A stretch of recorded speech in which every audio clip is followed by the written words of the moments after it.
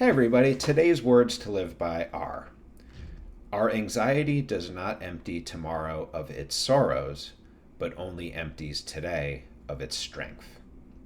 Those wise words are from C.H. Spurgeon, and I think the point is that worrying doesn't eliminate or take away tomorrow's problems.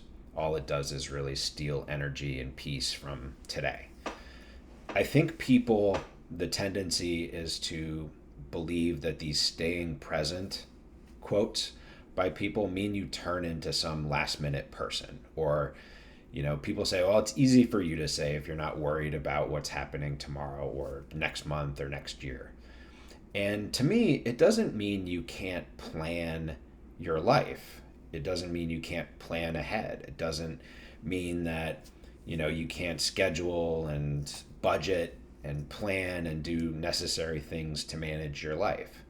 And I hear Eckhart Tolle in particular talk about this with a lot of people on his various platforms where, manage your life and do things that are responsible and make you feel safe and comfortable today, looking ahead, right? But everything else on top of that, once things are managed, somehow creeps in the form of a worry or a doubt or a fear.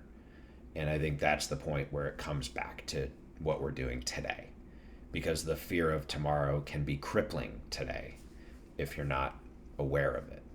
So, okay, let's say I suffer from this type of worrying and I'm not a doctor. So what do? For me personally, I lean on my faith and I remind myself that the things I worry about in the future are contingent on me being right about every single thing happening as I'm thinking it will.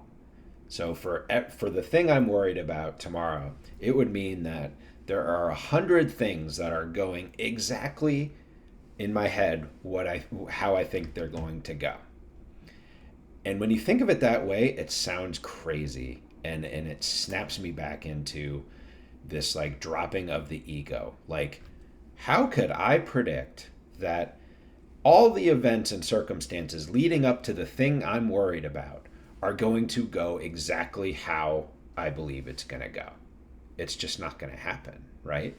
And so when I sort of realize that it's the ego talking when I'm worried, it's really easy to drop it, because I mention on quite a few of these videos that the ego serves no purpose really once you get to a certain point in your life. And so, to be able to predict every single circumstance as it's happening up to the thing that I'm worried about is just not going to happen. I'm not that smart, or I'm not that, clairvoyant. So, and so it snaps me into today. And I figure that the best way for me to handle anything in the future is just to make sure that I'm strong today.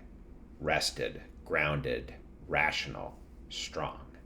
So I think the takeaway is simply this: anxiety about tomorrow robs us of our strength today and offers nothing good for us in return.